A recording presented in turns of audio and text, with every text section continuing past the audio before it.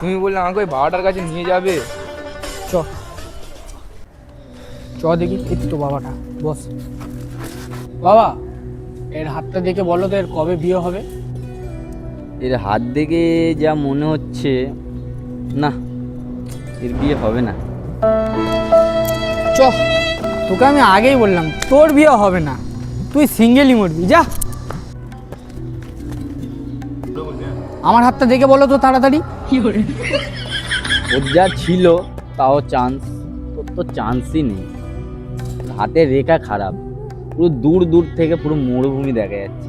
না, আর হবে না, তোর তোর বিয়ে নেই কপালে।